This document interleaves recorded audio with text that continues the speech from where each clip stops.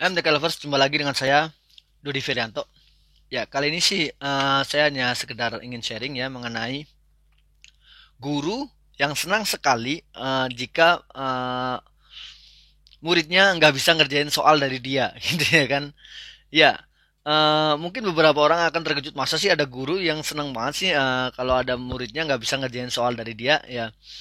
Ya, tapi ada dan banyak ya. Dan itu pernah juga saya bahas di Facebook saya ya, di postingan Facebook saya. Dan jujur jujur saya pernah mengalami proses seperti itu. Artinya apa? Saya pernah menjadi guru yang seperti itu gitu ya kan. Ya, biasanya ada beberapa kondisi kenapa guru tersebut seperti itu ya. Karena saya pribadi pernah mengalami ya, menjadi seperti itu gitu ya. Jujur sangat menyesal sekali ya. Ya, karena memang sebenarnya itu adalah sebuah proses ya. Menurut saya itu sebuah proses di mana ketika pertama biasanya yang saya alami sendiri ya, kita sedang semangat-semangatnya mengajar ya. Lalu tapi kita membutuhkan sebuah pengakuan ya. Biasanya ini terjadi pada guru-guru muda ya, yang mana semangat mengajar dan masih butuh dilihat ya, masih butuh pengakuan ya dari orang di sekitarnya gitu ya. Ya, tapi lama kelamaan kalau yang saya alami sendiri ya, lama kelamaan proses itu berjalan semakin dewasanya kita ya, akhirnya ya ya ya udah, apalagi sih sebenarnya kita butuh apa lagi gitu loh, maksudnya eh, ya walaupun mungkin pengakuan juga belum belum tentu juga kita dapatkan, tapi ya kalau saya pribadi ya justru tujuan utama kita mengajar ya, kita kembali lagi ke tujuan utama kita mengajar ya. Tujuan utama kita mengajar adalah justru ingin membuat seseorang itu, membuat murid-murid kita, membuat siswa-siswa kita lebih mengerti, lebih menyukai apa yang kita ajarkan ya.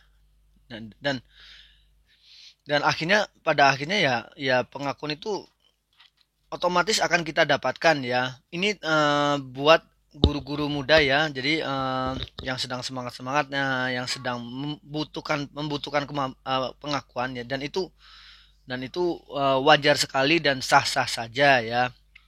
Cuma yuk kita mulai sedikit mengembangkan pribadi kita ya, bahwa kalau kita berikan yang terbaik ya, apa yang kita inginkan ya pasti akan tercapai ya. Dan kalaupun itu tercapai, kalaupun itu sudah tercapai, saya yakin itu enggak, artinya gimana ya? Artinya ya begitu saja gitu ya. Kita akan merasakan, oh cuma begini aja gitu ya.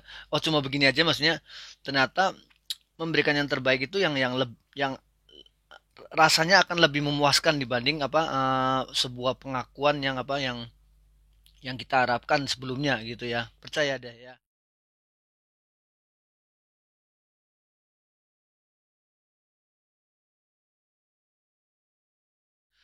Ya, tapi gimana kalau misal ada guru yang sudah senior ya, senior secara jabatan gitu, sudah lama mengajar tapi masih seperti itu ya.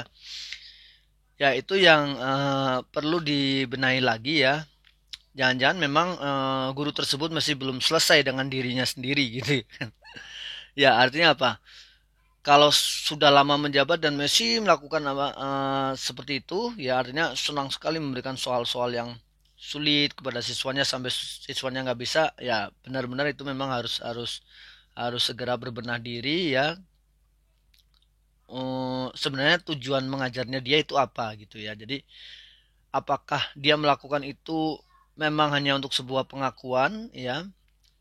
Yang saya pikir sih kalau pengakuan, kalau tujuannya hanya sekedar pengakuan, seiring berjalannya waktu harusnya sudah menghilang ya rasa itu ya, karena pasti mengalami proses bahwa oh, pendewasaan dini, pendewasaan diri gitu ya, ke pendewasaan dini ya, pendewasaan diri gitu ya, sehingga saya rasa tidak akan berlangsung lama ya. Tapi kalau justru yang ditakutkan adalah ketika hal itu terjadi eh, sebagai bentuk apa ya namanya, kekecewaan terhadap apa yang terjadi di dalam dirinya. Artinya seperti ini, apalagi kalau sampai kekesalan ya, waduh kesal karena selama ini mengajar ya, tanda kutip ya, penghasilannya tidak sesuai dengan yang dia harapkan ya. Lalu dia melihat di luar sana, oh ternyata itu apa? Banyak guru-guru les atau guru-guru bimbel yang ternyata jauh lebih sukses dari dia, dan akhirnya dia mengeluarkan kekesalannya dengan bertindak seperti itu gitu ya. Nah, ini yang cukup bahaya ya, maksud saya. Ya, sebenarnya masalahnya berarti ada di dalam dirinya ya, yang berkesinambungan, yang artinya tidak, yang berkesinambungan yang harusnya diputus rantai itu gitu ya. Ya, jadi kalau tadi alasan yang pertama adalah butuh pengakuan, saya yakin seiring berjalannya waktu ya, pendewasaan diri ya, saya yakin itu akan terputus gitu ya, karakter seperti itu ya. Tapi kalau alasannya adalah sebuah kekecewaan terhadap dirinya sendiri, nah ini yang harus diputuskan apa sesegera mungkin oleh dirinya sendiri gitu ya.